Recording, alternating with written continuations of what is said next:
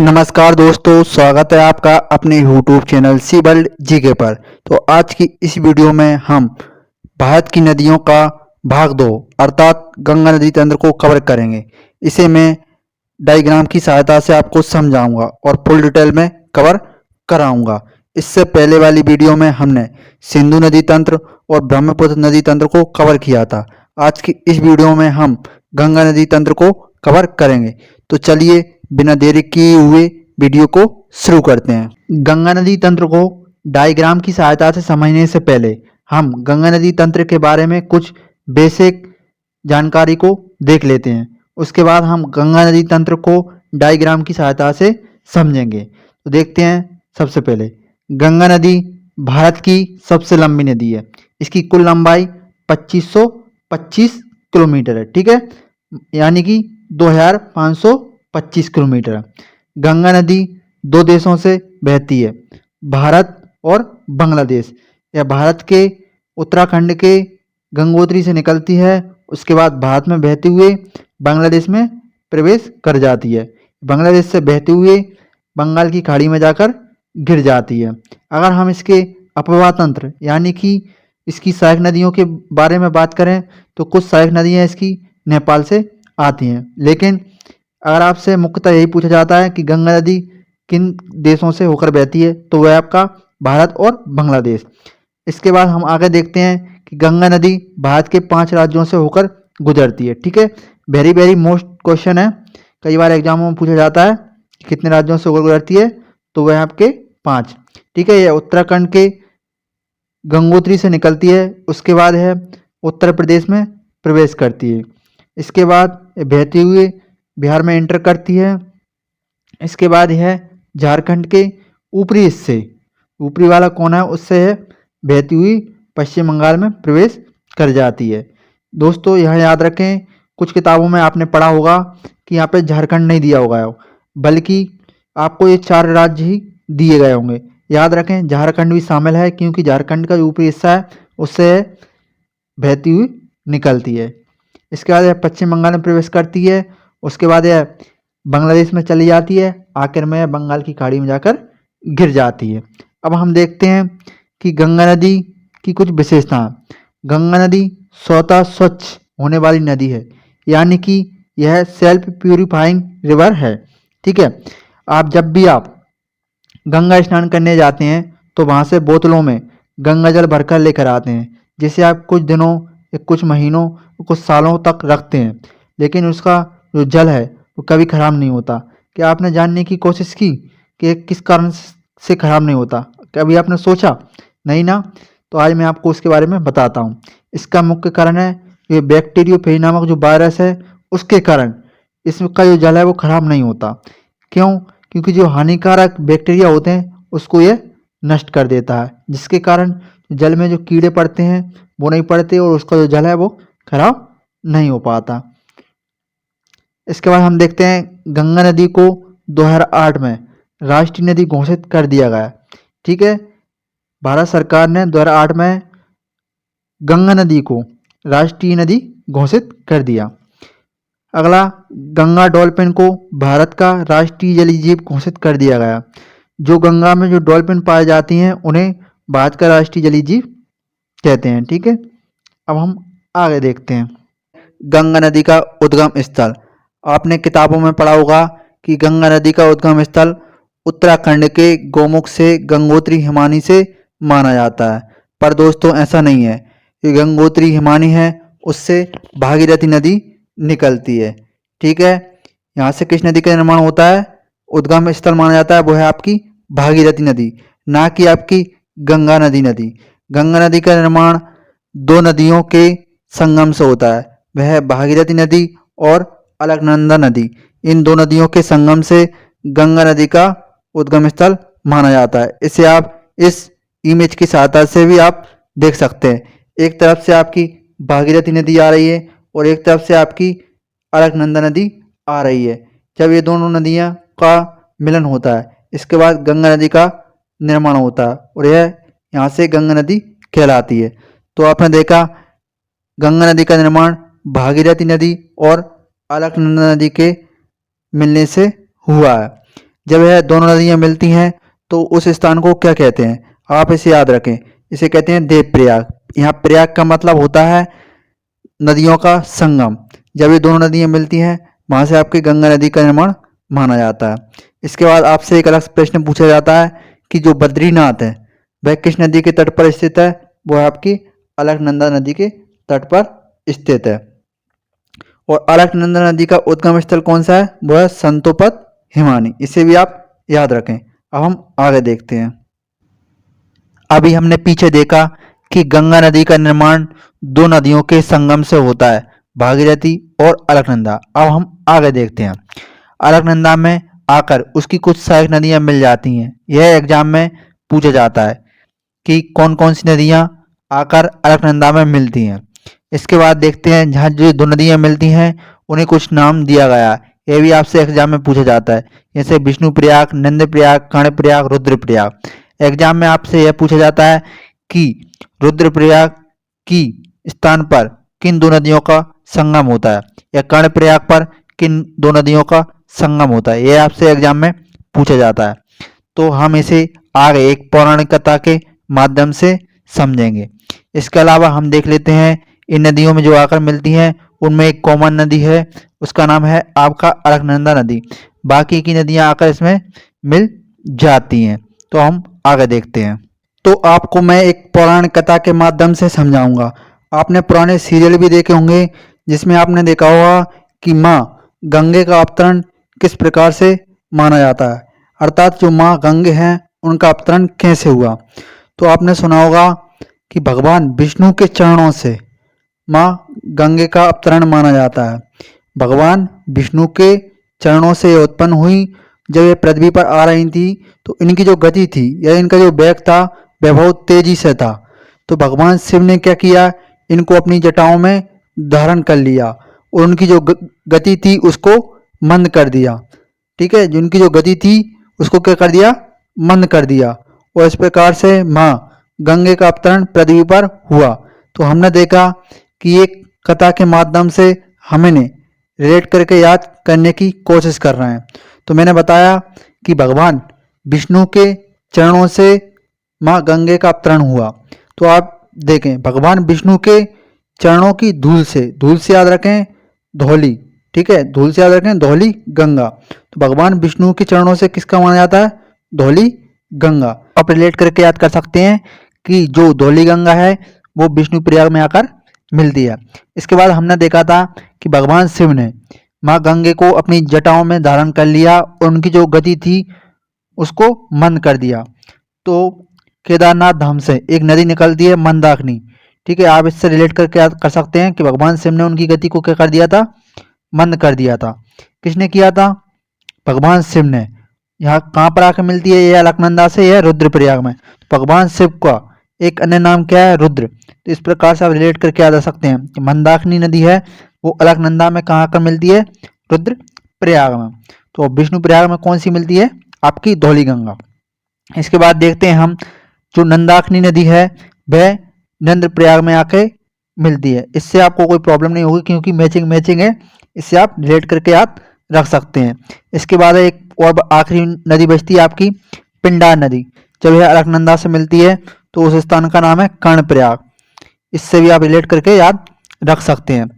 हमारे हिंदू धर्म में इन पंच प्रयागों का बहुत महत्व है। जिस प्रकार से गंगा नदी दो नदियों भागीरथी और अलकनंदा के मिलने से देवप्रयाग में गंगा कहलाती है, उसी प्रकार से अलकनंदा में भी कुछ अन्य नदियों का संगम होता है, जिसे हमने एक कथा के माध्यम से समझा। इसके बाद यह देवप्रयाग के बाद गंगा नदी यहाँ से कहलाती है। एक बार हम इसे और देख लेते हैं कि जब यह देवप्रयाग में मिलते हैं कौन कौन सी नदियाँ हैं। एक है अलकनंदा नदी और एक है भागीरथी नदी। दोस्तों इसे याद रखें आप, एक आपकी कॉमन नदी है उसका नाम है अलकनंदा, इसे आप जरूर याद रखें। इस कौन सी हैं, देवप्रयाग में मिलती है आपकी अलकनंदा और भागीरथी।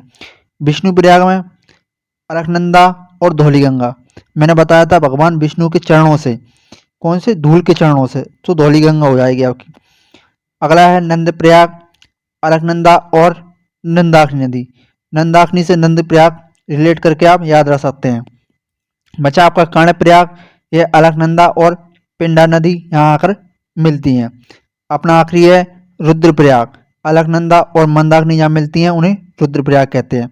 भगवान शिव ने जो माँ गंगा थी उनकी गति को या वेग को मंद कर दिया था, इससे आप रिलेट करके याद रख सकते हैं। अब देखते हैं हम आगे। तो इसमें मैंने पूरे गंगा नदी तंत्र को एक स्लाइड में कवर किया है। दोस्तों आप घबराना मत, मैं आपको एक एक करके पूरी डिटेल में आपको बताऊंगा कि किस प्रकार से इसकी कौन कौन सी सहायक नदियां हैं, इसका कौन कौन सा अपवाह तंत्र है और यह किन किन राज्यों से होकर बहती है। इसको मैं आपको धीरे धीरे एक एक करके आपको बताऊंगा। अभी हमने देखा कि गंगा नदी दो नदियों के संगम से मिलकर बनी है। वह कौन सी? भागीरथी नदी और अलकनंदा नदी। इसको हम पहले की स्लाइड में कवर कर चुके हैं। इसके बाद हम देखते हैं आगे। जब गंगा नदी आगे बहते हुए मैदानी भाग में प्रवेश करती है तो वह आपके हरिद्वार में आकर सबसे पहले मैदानी भाग में प्रवेश करती है। एक प्रश्न पूछा जाता है कि गंगा सर्वप्रथम मैदानी भाग में प्रवेश कहाँ करती है, तो वो है आपका हरिद्वार। जब गंगा जब पहाड़ी क्षेत्रों से निकलकर मैदानी भाग में प्रवेश करती है तो उसका नाम क्या है? हरिद्वार, जो कि उत्तराखंड में ही है। ठीक है, बाकी का हमने ऊपर देखा था, जो है ना ऊपरी इलाका वो आपके पहाड़ी इलाका है, यहाँ से ये नदी निकलती है। तो हमने अभी उत्तराखंड को कवर कर लिया। अब देखते हैं हम आगे है उत्तर प्रदेश में इंटर करती है। यहाँ पे आपको दिख रहा होगा, यहाँ से ये उत्तराखंड था, उसके आगे आपके उत्तर प्रदेश है। जैसे ये उत्तर प्रदेश में इंटर करती है तो ऊपर से एक नदी आती है उत्तराखंड से जिसका नाम है रामगंगा। यह उत्तर प्रदेश के एक शहर कन्नौज में आकर गंगा में मिल जाती है। एक प्रश्न पूछा जाता है इससे कि वह कौन सी सहायक नदी है जो सर्वप्रथम गंगा में आकर मिलती है, तो वह आपकी रामगंगा, जो कि उत्तराखंड से यूके से निकलती। इसे भी आप याद रखें। ठीक है, यह कन्नौज में आकर मिलती है। इसके बाद हम देखते हैं आगे बहते हुए प्रयागराज में जाकर पहुंच जाती है। प्रयागराज में पहुंचती है तो वहां पर एक नदी आकर मिलती है जिसका नाम है यमुना नदी। आपने पढ़ा होगा कि गंगा, यमुना और सरस्वती, इन तीन नदियों का मिलन स्थल इलाहाबाद है, जिसे अब प्रयागराज के नाम से जाना जाता है। लेकिन जो सरस्वती नदी है वो विलुप्त हो चुकी है। आज वर्तमान में दो ही नदियां हैं, यमुना नदी और गंगा नदी। अब बात करते हैं हम यमुना नदी कहाँ से निकलती है। तो गंगोत्री हिमानी के पास एक ग्लेशियर है यमुनोत्री हिमानी। ठीक है, यमुनोत्री हिमानी उत्तराखंड के बंदरपूंछ से यमुनोत्री हिमानी से यह निकलती है। मैंने आपको पहले ही बता दिया था कि हिमानी को इंग्लिश में ग्लेशियर कहते हैं और ग्लेशियर को हिंदी में हिमानी कहते हैं। ठीक है, यह गंगा के समांतर बहते हुए प्रयागराज में आकर गंगा में मिल जाती है। यहाँ से एक प्रश्न पूछा जाता है कि गंगा की सबसे बड़ी सहायक नदी कौन सी है, तो आपने देखा सबसे बड़ी जो सहायक नदी है वो कौन सी है? यमुना नदी। ठीक है, आप इसे भी याद रख सकते हैं। एक और प्रश्न पूछा जाता है कि यमुना नदी को किस अन्य नाम से जाना जाता है, तो वह आपकी कालिंदी नदी। यमुना नदी को दूसरे अन्य नाम से जाना जाता है, वह है कालिंदी नदी। तो यह भी गंगा के समांतर बहते हुए प्रयागराज में आकर मिल जाती है। इसके बाद देख लेते हैं, इस प्रकार से हमने गंगा की कुछ सहायक नदियाँ देखी, हम यमुना की भी कुछ सहायक नदियाँ देख लेते हैं। यमुना की सबसे बड़ी सहायक नदी है चंबल। जिस प्रकार से गंगा की सबसे बड़ी सहायक नदी है यमुना, उसी प्रकार से यमुना की सबसे बड़ी सहायक नदी है चंबल। यह मध्य प्रदेश के इंदौर शहर से निकलती है। इससे एक प्रश्न पूछा जाता है कि घड़ियाल किस नदी में पाए जाते हैं। जो घड़ियाल पाए जाते हैं वो आपकी चंबल नदी में पाए जाते हैं, जो कि मगरमच्छ की तरह ही होते हैं। मगरमच्छ की चोंच होती है वो लंबी नहीं होती, लेकिन जो घड़ियाल होते हैं उनकी जो चोंच है वो लंबी होती है। आप मैप के थ्रू भी देख सकते हैं। ठीक है, हमने देखा कि यमुना नदी की सबसे बड़ी सहायक नदी कौन सी है, वो आपकी चंबल नदी है, जो कि इंदौर से निकलती है। उसके बाद है बेतवा नदी। ये विंध्याचल पर्वत जो कि मध्य प्रदेश में है, वहाँ से निकलती हुई यमुना नदी में मिल जाती है। इसके बाद है अगली कैन नदी, जो कि कैमूर पहाड़ी एमपी से निकलती है और यमुना नदी में मिल जाती हैं। तो अभी हमने देखा कि यमुना नदी की तीन सहायक नदियाँ हमने पढ़ी। जिस प्रकार से तीन सहायक नदियाँ यमुना की हैं, तो उसी प्रकार से यह गंगा की भी सहायक नदियाँ कहलाएंगी, क्योंकि ये यमुना में मिल जाती हैं और यमुना जाकर किसमें, गंगा में मिल जाती है। हमने इन्हें देख लिया, अब हम आगे देखते हैं। इसके बाद देखते हैं हम जो गंगा नदी है आगे प्रयागराज से बढ़कर गाजीपुर में प्रवेश करती है। यहाँ से एक ऊपर से एक नदी निकलती है जिसका नाम है गोमती नदी, जो उत्तर प्रदेश के गाजीपुर में आकर यमुना नदी में मिल जाती है। यह गोमती नदी कहाँ से निकलती है, आपकी पुलहर झील, जो कि यूपी का एक जिला है, पीलीभीत जिला यूपी, वहाँ से निकलती है। इसकी क्या विशेषता है इसको आप समझ लीजिए, क्योंकि यह प्रश्न एग्जाम में पूछा जाता है कि जो गोमती नदी है यह समतल मैदान से निकलती है। बाकी की जो हमने नदियाँ पीछे पड़ी यह कहीं ना कहीं पठार पर्वत और ग्लेशियर से निकलती है। जैसे हमने यमुना नदी देखी, यह आपकी यमुनोत्री से निकली, गंगा नदी आपकी गंगोत्री से निकली, और आपने पीछे देखा था रामगंगा जो कि उत्तराखंड के पहाड़ी इलाकों से निकलती है। इन सभी को हमने देखा था कि ये पहाड़ी इलाकों से निकलती है। मात्र गंगा नदी की एक नदी है जो पुलहर झील से निकलती है, यह समतल मैदान से निकलती है। ये एग्जाम में पूछा जाता है कि गंगा नदी की एकमात्र सहायक नदी कौन सी है जो समतल मैदान से निकलती है, वो है आपकी गोमती नदी। यह उत्तर प्रदेश के गाजीपुर में आकर प्रवेश करती है। यहाँ से एक और प्रश्न एग्जाम में पूछा गया था कि जो उत्तर प्रदेश की राजधानी लखनऊ है वो किस नदी के तट पर स्थित है, तो वह आपकी गोमती नदी के तट पर स्थित है।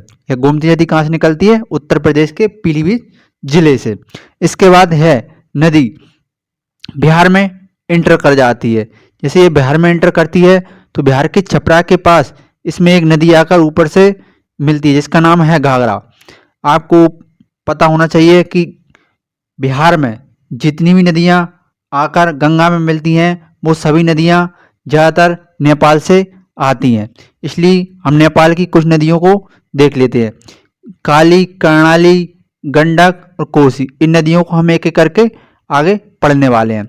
ये काली नदी है, इसे भारत में जब यह आती है तो इसे शारदा नाम से जाना जाता है, और जो कर्णाली नदी है इसे भारत में घाघरा नाम से जाना जाता है। काली को किस नाम से, शारदा, और कर्णाली को घाघरा नाम से जाना जाता है।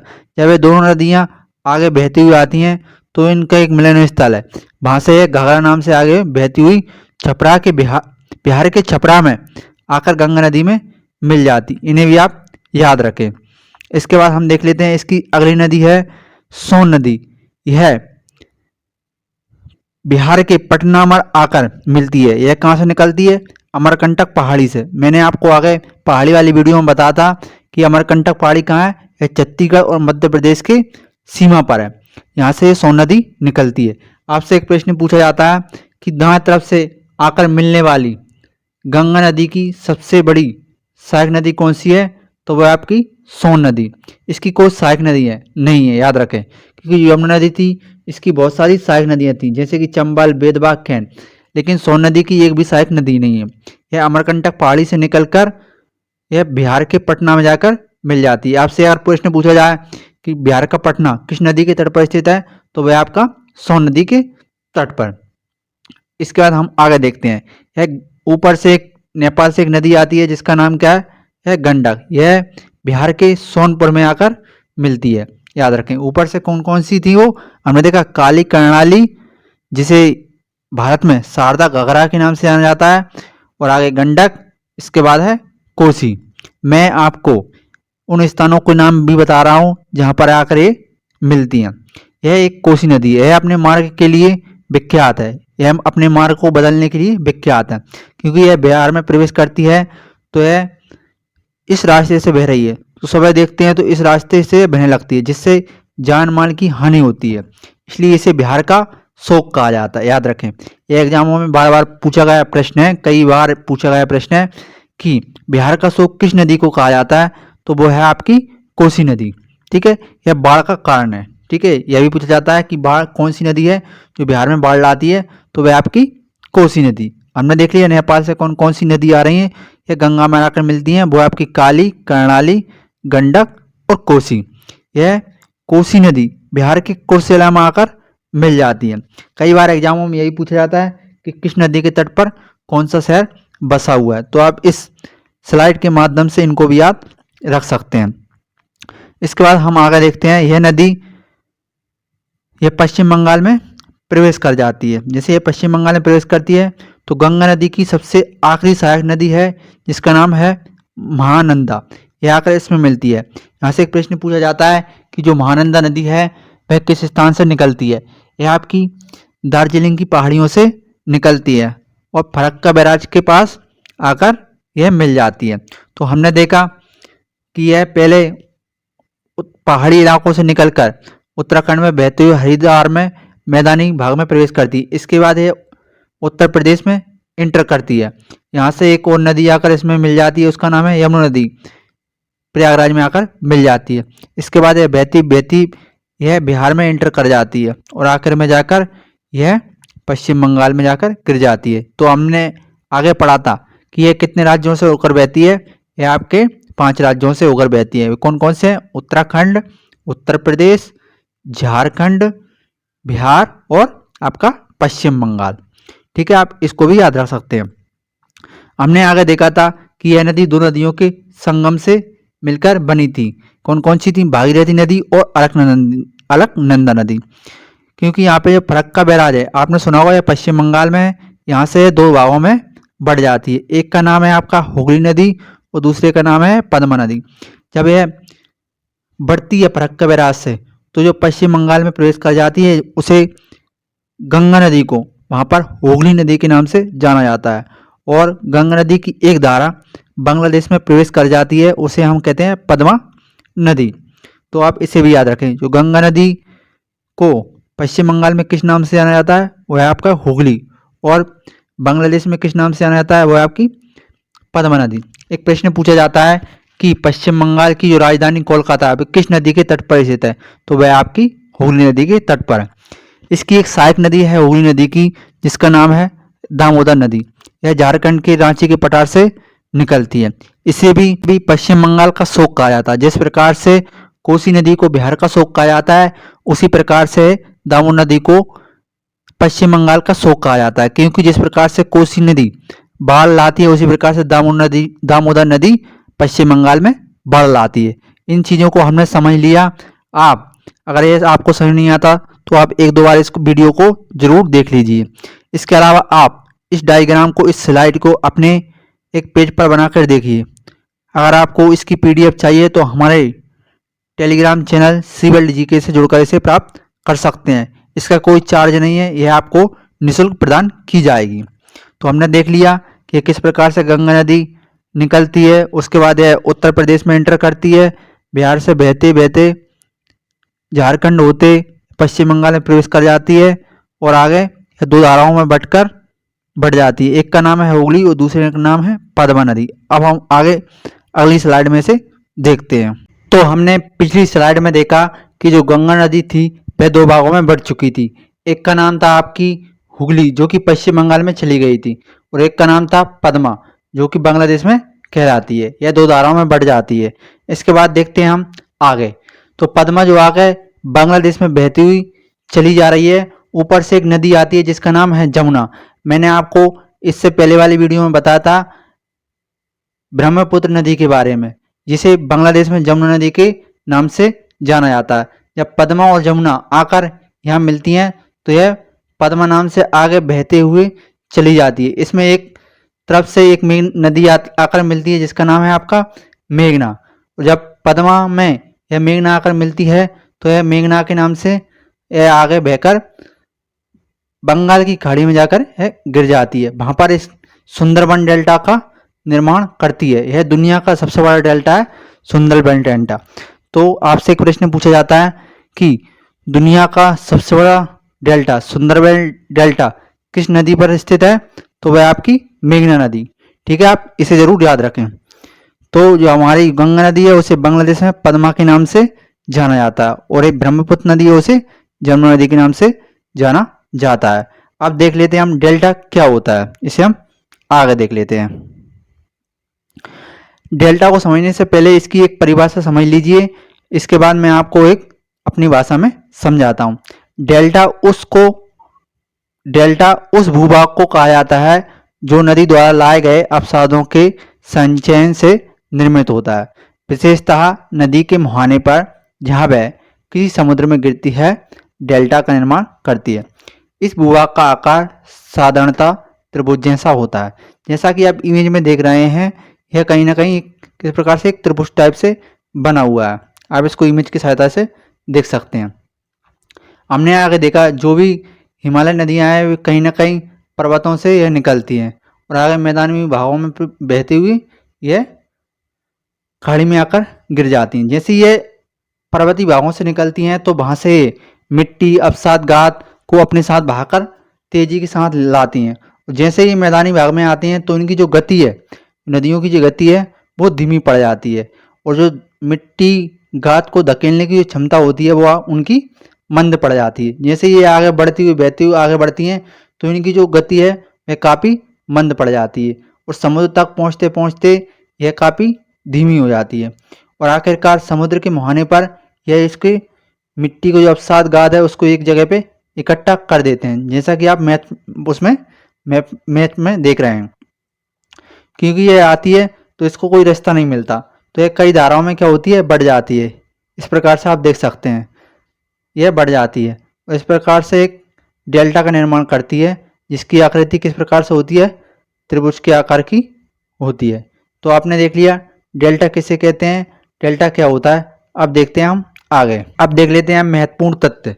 अलकनंदा और भागीरथी के संगम को क्या कहते हैं। हमने पहले ही पढ़ा था जब अलकनंदा और भागीरथी मिलती हैं, कहाँ मिलती हैं, वो आपके देवप्रयाग में। उस समय उसे किस नाम से जाना जाता है, वो आपकी गंगा। गंगा की पहली सहायक नदी कौन सी है, यह आपकी थी रामगंगा जो कि उत्तराखंड से ही निकलती है। गंगा की आखिरी सहायक नदी कौन सी है, वह आपकी महानंदा। यह कहाँ से निकलती है, दार्जिलिंग की पहाड़ी से निकलती है। यह गंगा की आखिरी सहायक नदी है, इसे भी आप याद रखें, कई बार एग्जाम में पूछा गया प्रश्न। गंगा की सबसे लंबी सहायक नदी कौन सी है, गंगा की सबसे लंबी सहायक नदी वो आपकी यमुना के पास से निकलती है और गंगा के समांतर बहती हुई यह प्रयागराज अर्थात इलाहाबाद में आकर मिल जाती है।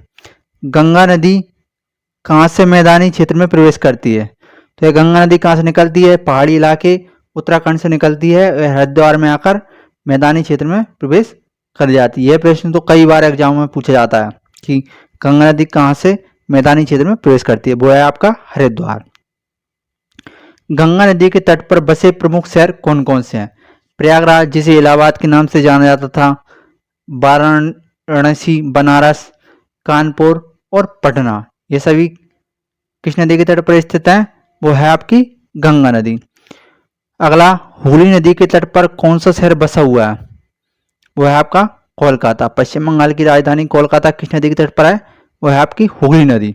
और हुगली नदी की एक और सहायक नदी है जिसका नाम क्या है, दामोदर नदी, ये झारखंड के से निकलती है। गंगा और ब्रह्मपुत्र की संयुक्त जलधारा बांग्लादेश में क्या कहलाती है। मैंने आपको बताया था कि जो गंगा नदी है यह बांग्लादेश में पद्मा और जो ब्रह्मपुत्र नदी है वो जमुना नदी के नाम से जानी जाती हैं। जब ये दोनों मिलती हैं तो इसमें एक नदी आकर मिलती है जिसका नाम है मेघना, तो इनकी जो संयुक्त जलधारा है वो क्या कहलाती है, मेघना। अगला क्वेश्चन कि बिहार का शोक किसे कहते हैं, वो है आपकी कोसी नदी, यह अपने मार्ग बदलने के लिए कुख्यात है। इसी प्रकार के बंगाल का शोक कौन सी है, यह दामोदर नदी है, यह भारत की सबसे प्रदूषित नदी भी मानी जाती है। गंगा की सहायक नदी जिसका उद्गम स्थल मैदानी भाग है, गंगा की सहायक नदी जिसका उद्गम स्थल मैदानी भाग है गोमती नदी है। ठीक है, यह उत्तर प्रदेश के पीलीभीत जिले से फुलर झील से निकलती है। गंगा की एकमात्र मैदानी भाग से निकलने वाली नदी है। दक्षिण भारत से आकर सीधे गंगा में मिलने वाली नदी यह आपकी सोन नदी है। यह कहाँ से निकलती है, अमरकंटक की पहाड़ियों से निकलते हुए यह पटना में जाकर गंगा नदी में मिल जाती है। गंगा नदी सर्वाधिक किस राज्य में बहती है, यह भी प्रश्न देखा था। सबसे पहली बात है कि भारत के कितने राज्यों से होकर बहती है, वह 5। कौन कौन से हैं वो, उत्तराखंड, यूपी, बिहार, झारखंड और पश्चिम बंगाल। तो सर्वाधिक किस राज्य में बहती है, वो है आपका उत्तर प्रदेश। अब हम देखते हैं प्रीवियस ईयर के क्वेश्चन। तो दोस्तों देखते हैं आप कितने सही करते हैं। पहला क्वेश्चन है कि बंगाल का शोक किस नदी को कहा जाता है, बंगाल का शोक किस नदी को कहा जाता है। तो आपको बताया था बंगाल का शोक किस नदी को कहा जाता है, तो वो आपका दामोदर नदी। आपको कोसी नहीं लगाना है, इसको याद रखें, ये बिहार का शोक है। दामोदर किसका शोक है, बंगाल का सो। गंगा की सबसे लंबी सहायक नदी कौन सी है? तो वह है आपकी सोन, चंबल, यमुना, दामोदर। तो वह आपकी यमुना नदी। ये गंगा से की समांतर बहती हुई प्रयागराज में आकर गंगा नदी में मिल जाती है। बिहार का शोक किस नदी को कहा जाता है? यह एसएससी 2015 में आया हुआ प्रश्न है। यमुना, कोसी, चंबल और दामोदर। यह आपकी कोसी नदी। यह अपने मार्ग के बदलने के लिए कुख्यात है। यमुना नदी का अन्य नाम क्या है? कालिंदी, सरयू, यमुना और घाघरा। आपकी यह कालिंदी नदी। बीएसएससी 2014 में आया हुआ प्रश्न है। निम्न में से कौन सी नदी यमुना में नहीं मिलती? निम्न में से कौन सी नदी यमुना में नहीं मिलती? यह एमपीपीएससी 2008 में आया हुआ प्रश्न है। तो यमुना की कौन सी सहायक नदी नहीं है? वो है आपकी सोन नदी, याद रखें। बाकी की जो 3 नदियां हैं वे कौन कौन सी है? आपकी एक चंबल है, एक बेतवा है और एक है कैन। इसे मैं आपको ट्रिक से याद कराता हूँ। आप जैसे केबीसी है, आप उस केबीसी को उल्टी तरफ से लिख लीजिए, के बी सी। ठीक है, सी से हो जाएगा आपका चंबल, बी से हो जाएगा बेतवा और के से हो जाएगा कैन। इसे आप ट्रिक के माध्यम से याद करके रख सकते हैं। हम देखते हैं आगे, सोन किसकी सहायक नदी है? तो वह आपकी सोन नदी है, गंगा नदी की सहायक नदी है। अगला, दामोदर नदी निकलती है। यह बीएसएससी 2014 में आया हुआ प्रश्न है। तो सतपुड़ा से, तिब्बत से, छोटानागपुर से, अमरकंटक से। तो यह झारखंड के छोटानागपुर पठार से निकलती है दामोदर नदी, जिसे पश्चिम बंगाल का शोक कहा जाता है। यह हुगली नदी की एकमात्र सहायक नदी है। अलकनंदा और धौलीगंगा का संगम कहाँ होता है? उत्तराखंड। पीसीएस 2016 में आया हुआ प्रश्न है, अलकनंदा और धौलीगंगा। ठीक है, कहाँ मिलती है ये? विष्णुप्रयाग में। मैंने आपको गंगा नदी में बताया था कि गंगा माँ भगवान विष्णु के धूल के चरणों से निकलती हैं, तो वो विष्णुप्रयाग। अब हम आगे देखते हैं। अगला क्वेश्चन है कि गंगा नदी निम्न में से किस राज्य से नहीं गुजरती? उत्तर प्रदेश, बिहार, झारखंड, मध्य प्रदेश। सबसे पहले आपको पता होना चाहिए कि जो गंगा नदी है वह भारत के कितने राज्यों से होकर जाती है? 5। कौन कौन से? उत्तराखंड, यूपी, बिहार, झारखंड और पश्चिम बंगाल। तो किस राज्य से नहीं गुजरती? तो वह आपका मध्य प्रदेश। कालिंदी नदी का दूसरा अन्य नाम है। यह आरआरबी एनटीपीसी 2016 में आया हुआ प्रश्न है। तो वह है आपकी यमुना नदी। कैन नदी निम्न में से किसकी सहायक नदी है? कैन नदी है वो किसकी सहायक नदी है? एसएससी 2017 में आया हुआ प्रश्न है। तो मैंने आपको पीछे ट्रिक बताई थी, कौन सी वाली? केबीसी वाली। केबीसी को आप उल्टा करके लिख लीजिए, के बी सी। ये किसकी सहायक नदी है तीनों? वो आपकी है यमुना की। ठीक है, तो ये कौन सा हो जाएगा? यमुना। गंगा में मिलने वाली नदी का उद्गम, गंगा में मिलने वाली नदी जिसका उद्गम अमरकंटक से है। यह बीएसएससी 2014 में आया हुआ प्रश्न है। यमुना, चंबल, भागीरथी, सोन। यह आपकी किस नदी है? वो आपकी सोन नदी है। ठीक है, यह अमरकंटक की पहाड़ियों से निकलती है। वो कौन सी नदी है? सोन नदी है, पटना में जाकर बिहार में मिल जाती है। अगला क्वेश्चन, गंगा नदी किस क्षेत्र से मैदानी भाग में प्रवेश करती है?